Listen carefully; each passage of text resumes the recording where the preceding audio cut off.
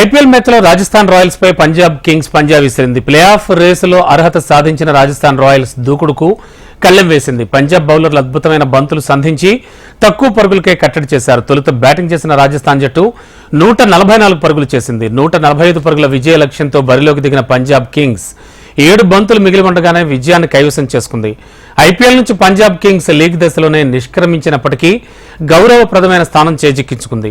పంజాబ్ విజయంలో కీలక పాత్ర పోషించిన శామ్ కరణ్ కు player of the match award లభించింది. ఇప్పటిదాకా ఐపీఎల్లో 13 మ్యాచ్లు ఆడిన రాజస్థాన్ 8 విజయాలతో 16 పాయింట్లు సాధించి ప్లే ఆఫ్ రేసు 2వ స్థానంలో నిలిచింది.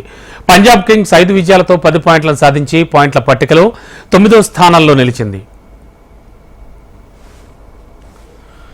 రాజస్థాన్ రాయల్స్ నుంచి రియాన్ పరాగ్ 48 పరుగులతో టాప్ స్కోరర్ గా నిలిచాడు. రవిచంద్రన్ అశ్విన్ 28 పరుగులు, క్యాడ్మోర్ 18 పరుగులు, సంజు శాంసన్ 18 పరుగులు, ట్రెంట్ బోల్ట్ 12 పరుగులు నమోదు చేశారు. నిర్ణీత 20 ఓవర్లలో 9 వికెట్లు కోల్పోయిన రాజస్థాన్ 144 పరుగులు నమోదు చేసింది.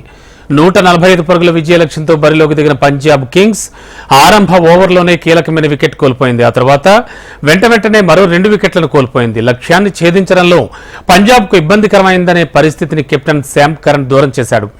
41 బంతుల్లో 5 బౌండరీలు 3 సిక్సర్లతో 63 పరుగులు నమోదు చేసి జట్టును విజయ తీరాలకు చేర్చాడు. రిలీ రూసో, జితేష్ శర్మ చక్కటి భాగస్వామ్యంతో పంజాబ్ అద్భుతమైన ఆటతీరుతో రాజస్థాన్ రాయల్స్ పై పంజా విసిరింది.